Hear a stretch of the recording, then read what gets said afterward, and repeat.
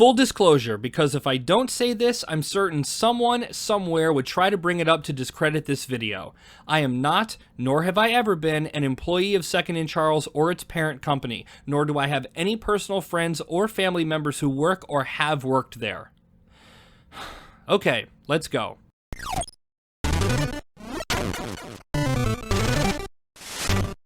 Stop putting out your videos defending these companies when you shouldn't be. No one should be sticking up for any of these companies. They're not your fucking friend.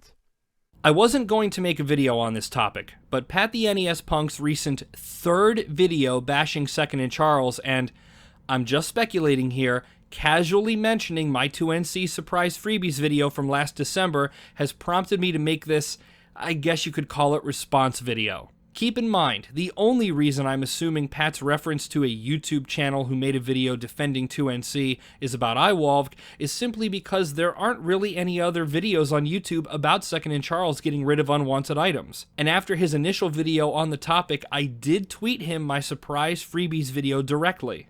But even if he isn't referring to my video or this channel, I still feel a response to his 3 videos are necessary at this point, to give viewers an alternative perspective on the topic from someone who has had experiences with this store firsthand.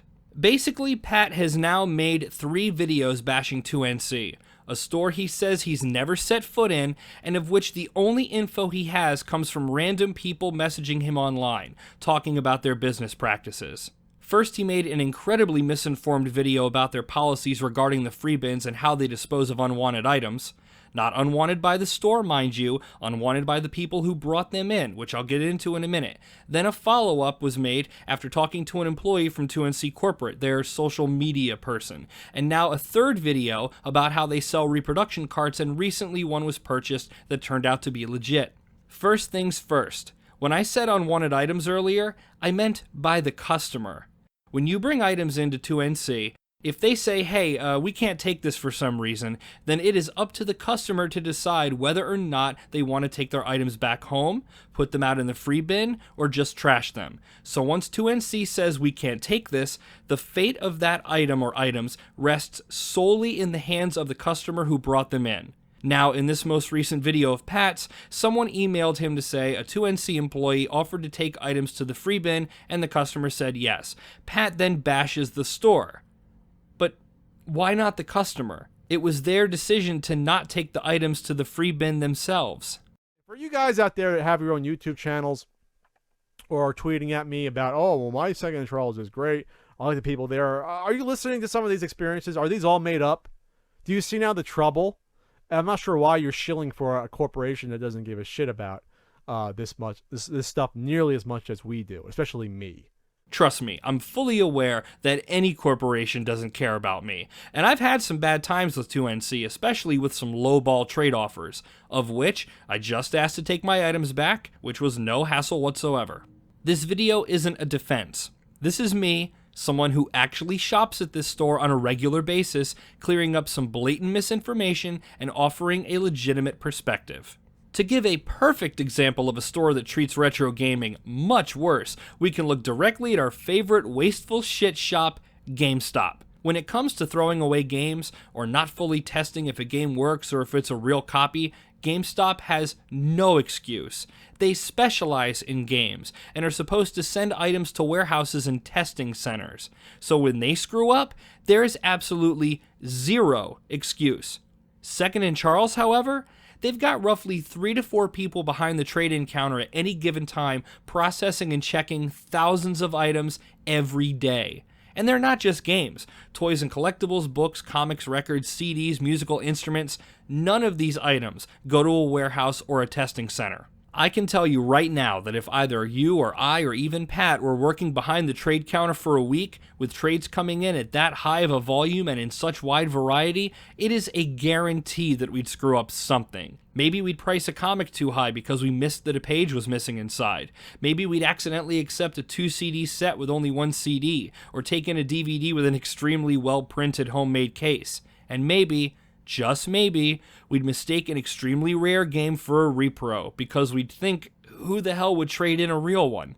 It's simply not worth the company's time and money to have employees open up and meticulously test thousands of items per day. It would be awesome if they did, but come on now, not even all mom and pop shops do that. As far as I know, our local gamer doc doesn't even always do that. I could be wrong, but from personal experience, the times I brought in trades, they didn't fully test anything. They just took quick looks to make sure everything was aesthetically in good shape, discs had no cuts, etc. My surprise freebies are a perfect example of what I mean when it comes to 2NC not being able to test everything. Take a good, hard look when I pan over the items in that video. The Genesis is coated in dust. The Atari carts are in awful cosmetic shape. The controllers are covered in filth. Without the necessary cables, it was impossible for them to test the Atari computer items. The cassette deck had something rattling inside of it. The time and money it would take to clean off every single item shown wouldn't have been cost effective at all. 2NC isn't going to spend $5 to $10 to clean a 50-cent 2600 cart. This isn't unreasonable. It's common sense from a business standpoint. I can almost guarantee that if the Genesis were in good cosmetic shape, if all the cables were included with the Atari, and if the 2600 cartridges were clean when they all originally came in, 2NC would have most definitely taken them in as trades. As for selling a reproduction cart, yeah, I've seen my 2NC sell them, as well as homebrews, and they're all clearly marked as homebrew or repro. If it's truly illegal for them to sell any reproduction carts, even ones clearly marked as such, then sure, it's something that absolutely needs to be addressed. No arguments from me there. Still, at least they're marked for what they are, as opposed to GameStop, who even after, quote, testing games in their warehouses, will still sell repro carts as if they were the real deal. Again, this isn't me defending a company. As stated earlier, I've had my issues with them as well. But between how they treat retro games and how GameStop treats retro games, I'd go with 2NC in a heartbeat, simply because they at least give people the option to take items back and take others as unwanted items away for free, instead of immediately trashing them. Hell, as far as I know, 2NC doesn't even field destroy. That alone makes them a better store than GameStop. If I'm wrong though, I'd like to find out. But to my knowledge, they don't purposely destroy things like GameStop does. If I don't like what's being offered in cash or credit from my trades at 2NC, I simply say, no thanks, take my items back and leave. And while some of their items on the shelves do have shitty pricing, not all of them do. As you guys have seen from previous IWALVG Finds episodes, I've gotten quite a few expensive gems from them for cheap on a regular basis. If a game is priced outrageously, that's because it was priced at whatever the VG, PC, eBay, Amazon, etc. price was at the time that item was traded in. It's no different than the prices online, but at least at Second and Charles, you can hold a physical item in your hand, whereas buying online from GameStop or even eStar Land or DK Oldies or any of those sites, you don't have that option. Does it suck that these stores are basically the easiest brick and mortar way to obtain retro games? Absolutely. Flea markets, yard sales, and the like are always hit and miss. But I'm glad these stores exist, because if they didn't, then it would just be eBay, Craigslist, yard sales, and such. There's absolutely nothing wrong with having more options as to where to buy your retro games.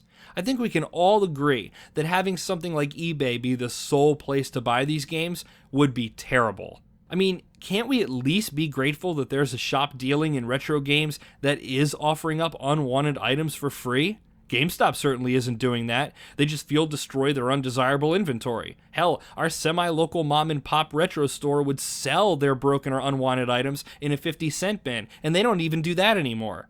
I find it mind-boggling to attack a business that at the very least, gives customers options to take back items and give general consumers access to hundreds of completely free items every single day. I really didn't want to make this video because I'm not big on YouTube beef, and I'm not angry at Pat himself. He's just sharing information he's getting from other people, and as a diehard retro collector, he has every right and reason to get upset at the things he's hearing. But the thing is, that info could easily be misconstrued, and it's hard to have a real solid opinion on a business's in-store practices without ever having set foot in one of their locations or deal with them directly. I really wish he'd at least check out a few of these locations before spending time in 3 videos bashing them. At least with GameStop, video and first-hand proof of their shit business practices are easily available to watch and read, and there's a broad general consensus that the entire business is garbage. But please, don't attack an entire business based off of a few emails and tweets from salty customers. That's all I'm saying. And the next time you come to the East Coast, Pat, I'd love to hang out with you for a bit and actually take you to my local 2NC. Who knows? You may end up pleasantly surprised.